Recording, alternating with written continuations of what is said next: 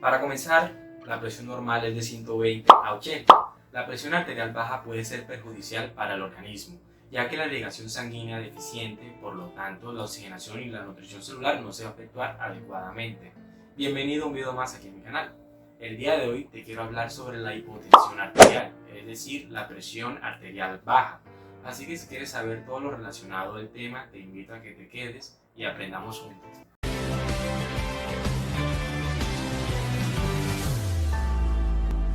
La hipotensión arterial se refiere a una baja de las cifras tensionales y ocurre cuando está por debajo de 90 a 60 milímetros de mercurio.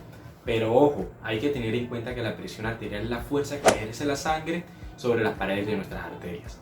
Cuando te encuentras en un examen de rutina y te toman la presión arrojando unos valores inferiores de 90 a 60, estamos ante un caso de hipotensión arterial. Este cuadro hipotensivo es normal cuando llevas mucho tiempo sentado, cuando estás ocupado o inclusive te encuentras estresado y te llaman. Tú repentinamente te levantas y justo en el momento que te pones de pie sientes un mareo, se te nubla la visión e inclusive comienzas a sudar frío. A esto se le llama hipotensión ortostástica. Relájate, esto es un caso normal y fisiológico. Otro ejemplo sería cuando tú estás por mucho tiempo de pie. Hay constante sol, te comienzas a deshidratar por el calor, algo te mareas y te desmayas. Esto es otro caso de hipotensión fisiológica. Y antes de continuar, si tienes alguna duda sobre la presión arterial alta, te dejo una pequeña tarjeta de este lado de la pantalla. Y continuando, existen personas que manejan estas cifras en todo momento sin presentar ningún síntoma y es algo normal para ellas. Pero el problema está cuando la presión cae y deja sin suficiente sangre ni oxígeno a distintos órganos como lo es en el cerebro. Cuando hay falta de oxígeno en nuestro cerebro comienzan los síntomas como el mareo, la visión borrosa, el desmayo y en un caso severo el shock. La presión se puede bajar por múltiples factores como es estar mucho tiempo en sitios cerrados con mucha gente y sin ventilación, o por estar mucho tiempo expuesto al sol, por hacer ejercicio en el extremo o por consumir algún tipo de alcohol o droga. Y a su vez puede bajarse por estrés durante situaciones como procedimientos odontológicos o de inyecciones. Es normal que se les suele dar a jóvenes cuando están por tiempos prolongados de pie, por tener un shock emocional o inclusive por un dolor estomacal.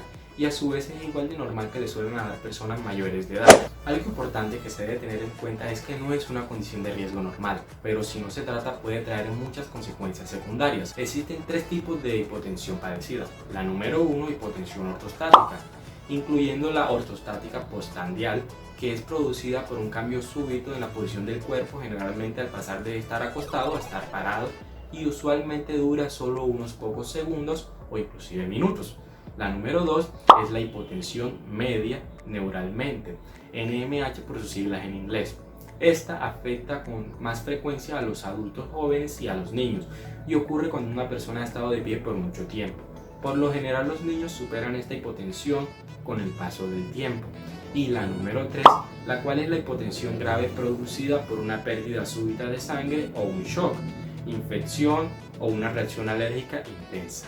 Tenemos que tener presente que el mantenimiento de la presión de la sangre debe ser lo suficientemente alta para llevar oxígeno y nutrientes a las células del organismo. No obstante, la presión arterial demasiado elevada puede romper un vaso sanguíneo y causar una hemorragia en el cerebro, o sea, una hemorragia cerebral u otras complicaciones.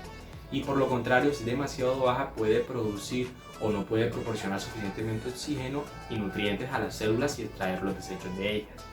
La hipotensión es acompañada de diversos síntomas como la palidez, el mareo, las náuseas, los vómitos, el síncope, el desmayo, dolor torácico, dificultad respiratoria, palpitaciones, dolor de cabeza, sensación de inestabilidad, rigidez cervical, visión borrosa y el vértigo. Y para concluir, si quieres evitar un caso hipotensivo, es recomendado mantener una dieta saludable, recomendada por tu médico de confianza, actividad física libre para fortalecer tu organismo y una constante hidratación. Debe ser solo tu médico de confianza el que determine el origen y así el tratamiento.